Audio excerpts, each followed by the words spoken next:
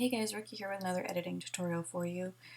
This week we're talking about textures in photography and macro photography, and I do not have a macro lens, but I use filters, just screw-on filters that go over the top of my 35mm lens, and that works really great. You can also double them up, and so there's 4, and so it's like a +1, +2, +5, +10 or whatever.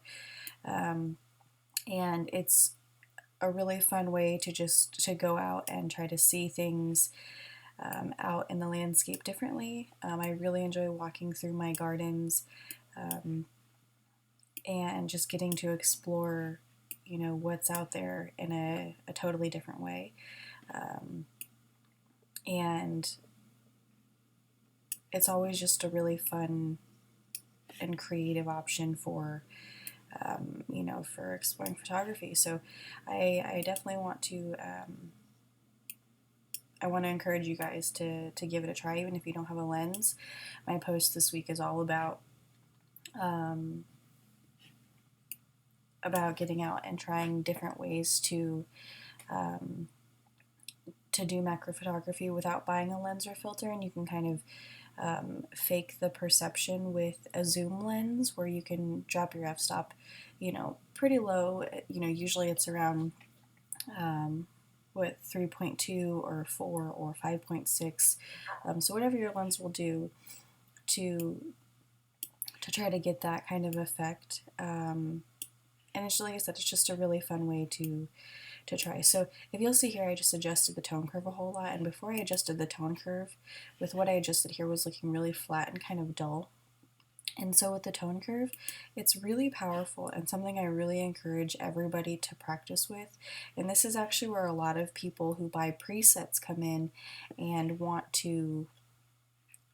they don't know how to do this, and so they buy presets to hopefully fill in the gap and figure out how to do this. Now, I could obviously go much further and go into all the color channels, but if I can help it, I try not to, just because it is a very finicky adjustment. It's all very specific to coloring, so if I don't need to adjust further, then I don't, but I will if I need to. But it's easy to also adjust more colors more specifically instead of as a whole through the whole images, like where the red is in the shadows and the light or the green or the blue and how it affects the whole image. So there's a lot of power right in this little panel here. Like, you can edit an entire image only using tone curve and end up with phenomenal results. And so you could see again, before I even adjusted the tone curve, what a difference that can make in itself, and that's nothing else adjusted. So it's always kind of amazing how that turns out. So I also really like to, especially for photos like this, you can get away with so many more, color changes and tone curve adjustments and just things that maybe you would have never otherwise, gotten a change, because in portraits you have to be more mindful of skin tones and, you just don't have a lot of leeway for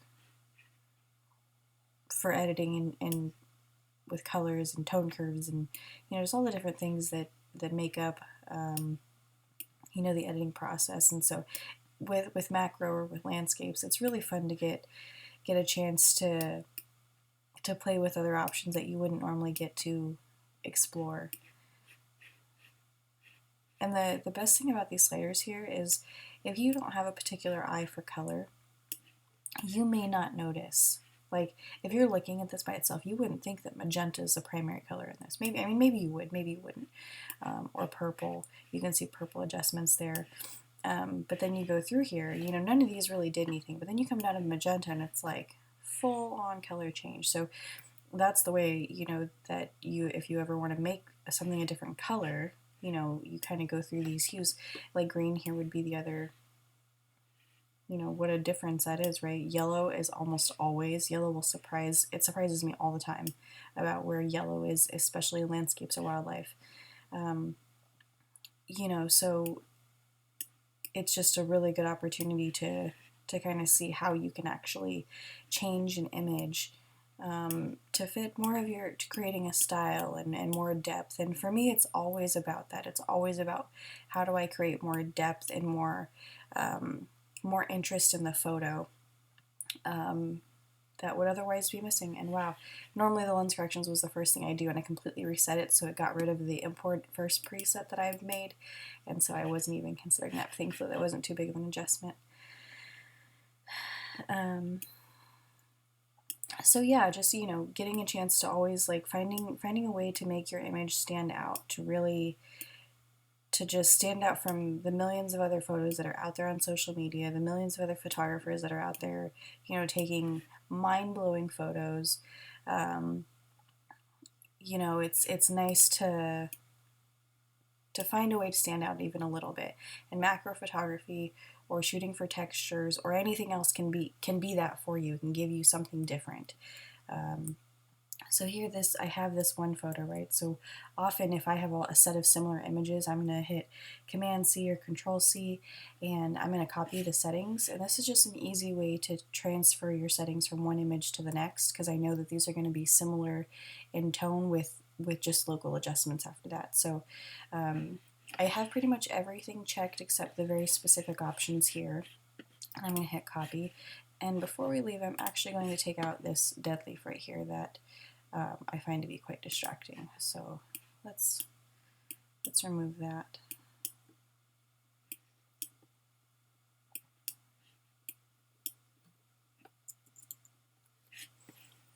Again, a photo like this, I could totally get away with that, and you wouldn't even really notice if you hadn't just seen me do it. But Lightroom tries to give you the best possible option.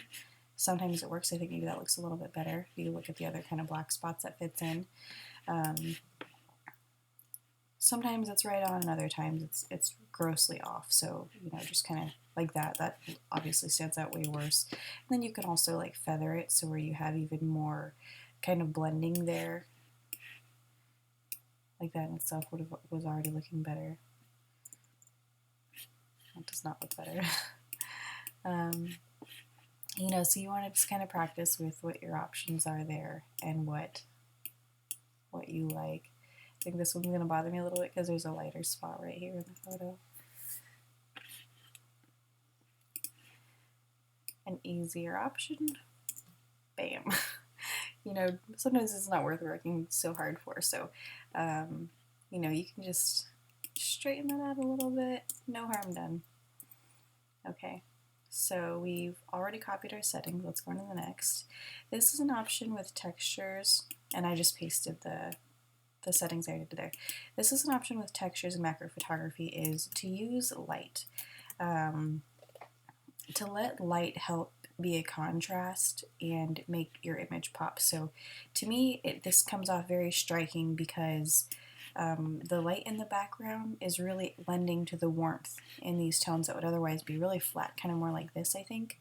So you have these kind of bright spots that are like adding a lot of interest to just a fern leaf, like that's not super exciting, right? Like it's just a fern leaf, but there is really beautiful texture and color in this leaf, and having this light force the darkness of this to kind of pop off of it just really stands out to me. And I would absolutely use this image. I think it's incredibly beautiful. It's one of those details in nature that I would love to see. I just think, scrolling through my feed, I would think like, wow, that's just really pretty. So I don't do a lot of images like this all the time or post this often, but I do think that it's very striking. And it's just a fun opportunity to explore macro photography and textures. And this was something, I hadn't even looked at. I mean, I've seen this fern, obviously I planted it.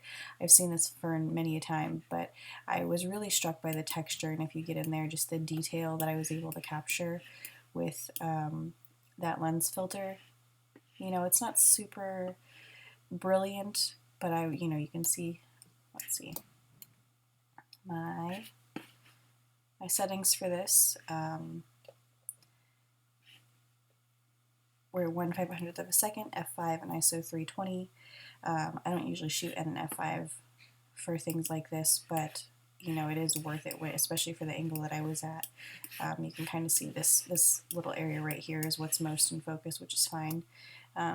kind of lends your eye to move this way. So I find my eye kind of traveling through the whole photo because of the light and the color contrast that's there. So I mean, I could obviously play with this photo and edit it more, but I'm actually happy with that, and it's not something I think I would mess with too much, just because it is just a fern leaf, so it's still pretty. Okay. This was one where I think I maybe was trying a little too hard, but I was really into it for a minute. This is just like moss growing on a side of a tree, and there's light coming in, and I just thought it was really, really beautiful. And this is another one where you can like really manipulate colors. Like look at the way that the green at the top and in certain parts of the frame are adjusting. Like I can almost make it disappear going to the yellows, really stand out going toward the kind of aqua color over here. I do want it to stand out a little bit, so again, this is just a fun option where I can really change the colors or play with it to just be something really striking. This is probably more attuned to what it actually was. And that's one of the things I love the most about macro photography is how creative you can truly get with the photos and with editing. This is one where you could use funky presets and explore other options. Things that you wouldn't normally do, but it is important also to try to stick to what your eye would normally adjust to, right? So if you were going to share any of these photos, like the photo of the fern, if you were going to share those photos on your social media, or you want that a part of your portfolio, you still want it to fit in with your style and with your branding, even if it is a one-off, even if it is something just totally different than what you ever do. I don't think there's anything wrong with exploring different styles in your photography, or like different genres. You just want to make sure that they fit in. If you follow me on Instagram at all, you can see that like I've had a lot of landscapes lately, and yesterday I threw in a photo of my hand reaching for an apple and then a basket of apples as you carouseled through. And it fit. I was going for a light versus dark element, and it worked. And I used the InPreview app to see what it would look like before I posted it, and it totally fit. The balance was really interesting. So, so you can do things like that. Don't be afraid to change things up a little bit. Just make sure that it shares some cohesion and offers some interest from one photo to the next. I think this is probably the best I'm going to get with this image right here, but I still find it really interesting. Not sure that I would share it anywhere, but it was a fun one to explore. And I really love the balance of the light and the dark. This would actually make a good story series photo, so if I was going to post on stories, I could just turn it vertically, which is my preference for sharing on Instagram stories, and like do come walk through my garden or come walk through the forest with me. And this is a photo that would lend for a fun detail, or to use for putting text on it for something. This is where photos like this tend to come in handy to me. So on to the next. This was an up-close macro shot of some sedum, and it's in flower, and it was just really beautiful. And the colors were just so striking, and it's a plant that I tend to not look too hard at usually, and so yeah, I just thought it was so gorgeous. But the texture is what really blew me away. I'm just like, okay, there's really good texture in those flowers and the color. And originally I shot it shooting straight down so that this was also in focus, and it just looked messy. It was just like there was so much happening. But by canting myself and then my camera to the right a little bit, it created some depth and blur all the way around. So this is all blurry, these are blurry, and so your eye definitely travels through the whole photo, but you also land on what is in focus. You can see the little pine needles in here from a tree falling. Pine needles falling from a tree, and so just like it adds a lot more interest and a lot more. Your eye has a place to rest, right? Like you're not rushing to see everything in the whole photo because it's all in focus, which is what I was doing. I was just like, oh, that's so harsh. My eye doesn't know what to do. And by shifting this perspective, it gave me a chance to I can see the whole scene. There's a lot of texture, but I end up landing right back here. And that's kind of the idea. And there really isn't a whole lot of editing additional to this one, kind of play with the colors a little in the background, nice and subtle and soft, and just letting the texture do the most speaking for it versus like really changing any colors or adding even more contrast, which was something I originally looked at, but to me that was a little harsh because there is so much texture. But if I was going for a moodier image, that would also work, but I kind of liked it a little softer. All right, and last one, which I mean, like an up-close photo of a fly is not super interesting, but it just like happened while I was taking a picture of this gorgeous rose, and I was really impressed by the detail of this insect. Kind of blew my mind, so I was like, you know what, I'm just gonna roll with it. And so you saw I just cropped it, right? It was like the top of the rose was there, and actually there's really good light there, and I hate to lose that. But because the bottom of the rose is cropped, I actually don't like the composition of this at all. I shot really quickly because of the bug. So if you'll see kind of, if it's cropped here and I crop it up here and then there's more symmetry on either side, that makes a little bit more sense. And if I want to bring in this light to drag it down, I can do that. So we'll take this, forgive me, I always forget what the name of the tools are, the radial filter tool, and I'm going to invert. So I'm only adjusting this area right here. I want to get that whole corner, okay. And then we're gonna just amp up the exposure a tiny bit and amp up the warmthness because it kind of gives a sun effect, a sunburst, a sun flare, or whatever. The exposure's up a little bit. Let's check the dehaze option. That always helps. Just subtle though, because there isn't a ton of light coming through there, but enough that I didn't want to lose it by cropping it. So that adds, I think, some interest. Yeah, that's not too bad. Another option I could do is to use the graduated filter, which often I actually like doing this quite a bit more because it gives a slightly more consistent, instead of just like one circle, a slightly more consistent option. So I know obviously I'm like just adding this on top of the other light, but just to kind of give you the idea, we can just delete that whole circle and see what that looks like. That's actually probably a little more softer, a little more accurate versus having it there. Let's see. Yeah, I think that actually looks a lot better without this one. So just preference, see what option works best for you. You know, it's something you can obviously like play with a lot more. And this is one of the latest tools I've enjoyed using, is kind of adding that tiny bit of enhancing the light that's in the photo. And so that's a cool way to get that light back that I would have essentially lost from cropping it in a little bit.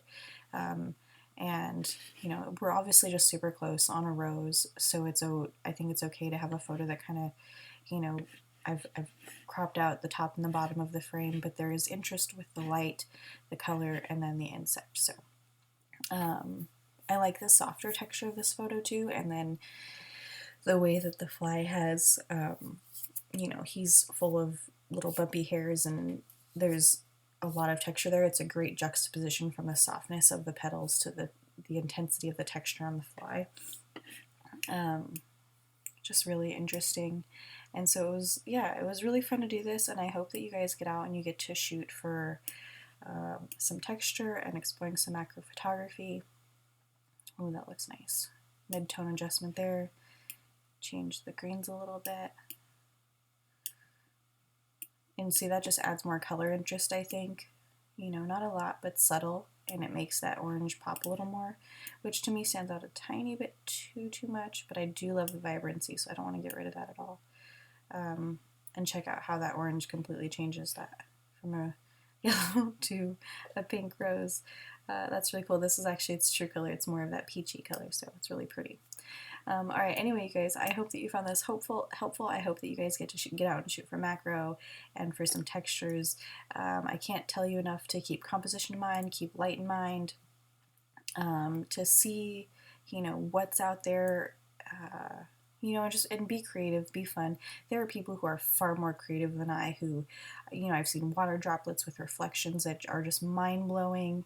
But also don't be dissuaded for people who are also using Photoshop to fully manipulate the way their photos look. So, all right, you guys, you have a great day.